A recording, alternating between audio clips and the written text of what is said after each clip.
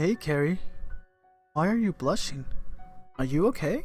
Are you feeling sick? Huh. Okay.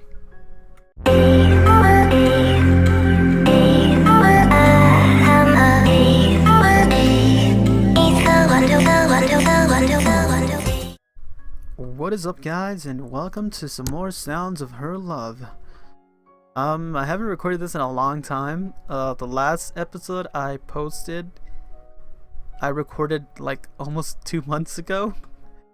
So let's get into it. If I remember correctly, Carrie's dad and his mom were fighting through the phone, and Carrie wanted to go upstairs to her room, I'm assuming, to talk about stuff or whatever. So, yeah, let's continue this. Let's continue this great story, I guess. Hopefully it's gonna end soon. Because I don't know. Because there's other visual novels that I want to play. But still, I love this. This story is a really great story. Let's just continue it. Whatever. Carrie leads from in the front, forcing me to divert my head in an act of politeness, as not to look up at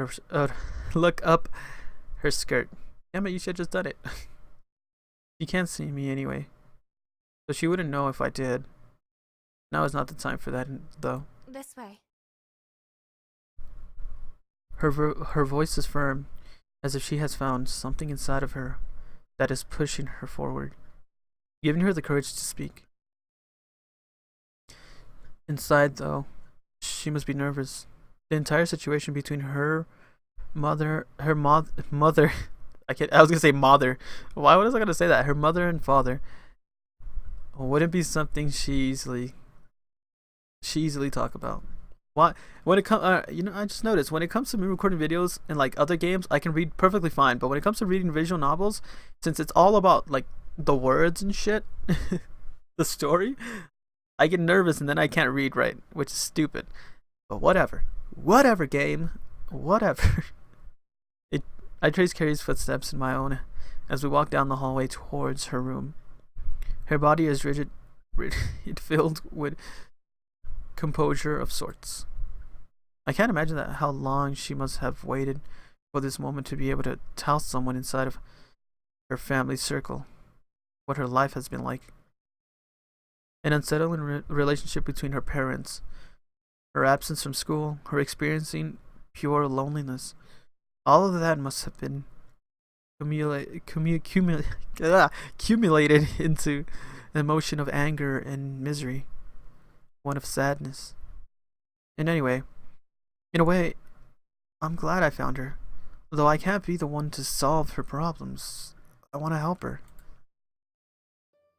We walk into the room painted in beige. Carrie goes forward and starts to undo her braids, slowly letting her silky hair fall down straight. A way I've never seen it. Something different. I prefer her with braids. But maybe that's just because it's how I'm used to seeing her. She still looks beautiful either way. Aw, look how sad she looks. Carrie rests her glasses on her nightstand, then takes a seat in her bed. The pink love heart embellished bedding gives off a girlish vibe. I still feel as if they suit her. She herself holds a downcast expression, the smooth skin of her hands clutching her knees tightly. It'd be a cute pose if she wasn't plagued by the sorrow of her past, no matter how recent they may be. Okay, that's okay. Although saying that thin gap between her thighs is visible, leaving her underwear within view. I try to avoid it earlier, but as Carrie starts talking, it would be rude of me not to look away from her. Thank you. Or what? It seems out of place for me to ask. Carrie must have a lot on her mind, she must want to say, though I am confused by her gratitude. She thanks me a lot, too often maybe, but this time there's surely more of an important meaning behind it. For offering to help. It really made me happy. Isn't that what friends should do? Friends. That's right. You're important to me. Carrie goes on, letting her emotions flow out from within. When we first met, I was nervous. It wasn't even that long ago. Do you know why? Why I held myself back? No, but surely you can see that you've improved. You can talk to me freely, fairly easily now. It's still there. On the inside. The lack of self-confidence. Even with strangers. People who don't even know me. Always give that impression. Carrie still acts as if she hasn't improved. I wouldn't know what she's feeling on the inside, so I can't be one to judge. Maybe it's just me she's gotten better with, which would be a reasonable assumption. I'm the only person that she converses with that isn't within her family. A group of people which is probably limited to just her father. It must have been painful. It never used to be like this. Though I was always a quiet person. In the past, I never really had a good social life. There was this one girl who never really liked me. Thinking about it now still makes me feel sick and angry. It was 2 years ago. I want to ask her why didn't she speak up for herself, though actually asking it would be rather spiteful. A lonely girl trying to study her exams. It would have been quite a stressful time. Knowing the educational system, they would have had done much for her, or didn't. I don't know if she had spoke to any teachers. The year after, I was pulled out of school by my father. He knew something was wrong, so I spent the year at home. I told you I was ill, didn't I? So that was a lie? It was. Sorry. Accepting her apology would be wrong. She had a pretty good reason to do it so. After it all, I felt nervous. I couldn't socialize. I feared a reaction. If I went through that again, I wouldn't know what to do. Then I came back and met you. So it wasn't easy for Carrie to open up to me. It almost seems as if I forced her to, with how quickly it has all gone.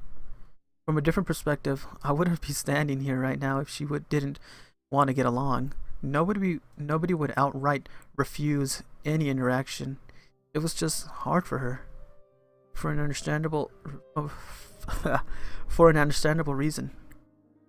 It makes me feel happy that she had gone what she had been looking for. That girl had gone, so I went back.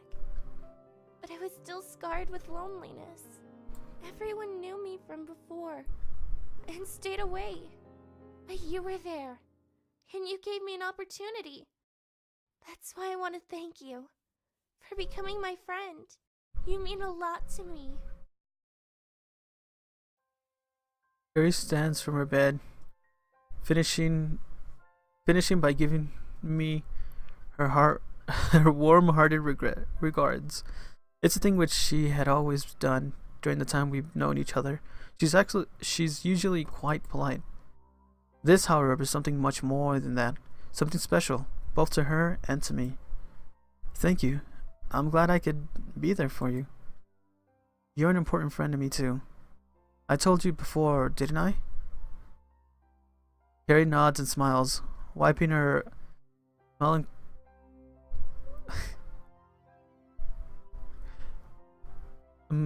I can't fucking say that. Why can't I fucking say that? Melancholic expression clean her from her face. It's a wonderful sight. I know that our friendship means this much to her.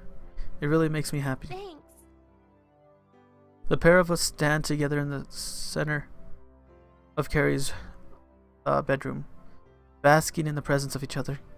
Around us is a silence, bearing the light sounds of traffic from the outside. It's a lovely atmosphere, something which makes me feel warm inside. I don't know what her father is doing, but he must have realized we have gone. Luckily enough, we're not in my house, or my father would be in here the moment we left his sight. So, I guess you got to see my bedroom. I guess I did. I want to see yours. Uh, Though it's probably a bit messy. Now she's saying that our bedroom, like the dude's bedroom's messy. That's mean. I don't know where Carrie that it was me, Chad, as she stands before me. What a complicit grin. She is right though. My room is a tip. If I ever did have the courage to bring Carrie anywhere near my family, particularly my father, then cleaning the room would be somewhere on the list of priorities. Well, what can I say? You should take pride in your tidiness.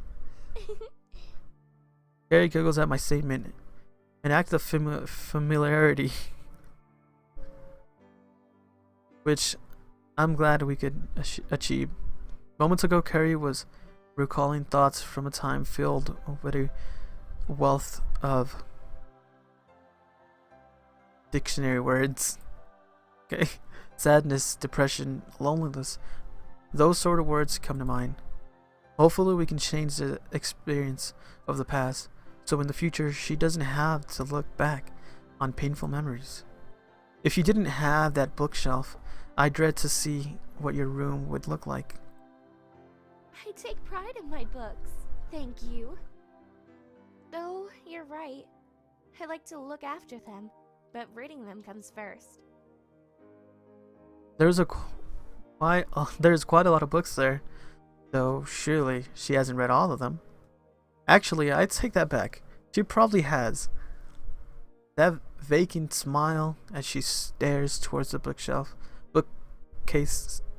As she stares towards the bookcase proves it. In all fairness, she's not the only one with a lot of books in her room. I couldn't even count the number in mine. All they do is gather dust as my room continues to be treated like a storage room by my father, cluttering the house with all his publications. Was there ever a time where he'd actually wrote a book? Putting that thought to the side of my mind, I glance at the alarm clock beside Carrie's bed. It seems as if it is getting late. It's only 2 o'clock? Oh, ignore the alarm. It's broken.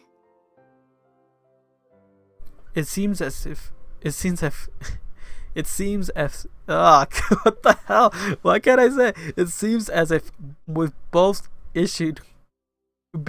had issues with faulty alarm clocks lately. Jesus, why couldn't I say that? It's like those words together, just like my mouth couldn't it would lag. Basically, I would start and then I would just break. My brain would just break for some reason. Oh, this episode's gone kind of long. Let me just read this last and then I'm ending it here. Nonetheless, if it wasn't for that, I doubt I would have met her in the first place. Alright, well, we're gonna continue this next time. It's actually getting pretty interesting. She's like really happy and she's like talking a lot more. I feel like we're getting close to the end. I give it maybe 2 more episodes at most, and then it's probably gonna end. I hope we're on the right path to a good ending, because I believe there's like 3 different endings. There's like a neutral, a bad, and a good. I hope we're on the right path to the good ending. If it's true that there is other endings, I honestly don't 100% know that, but I want the good ending. That's what we want. We don't want the bad. The neutral's fine, but we want the good ending. So anyways, I hope you guys enjoyed. Leave a like, leave a comment, subscribe for more Sounds of Our Love, and have an amazing day.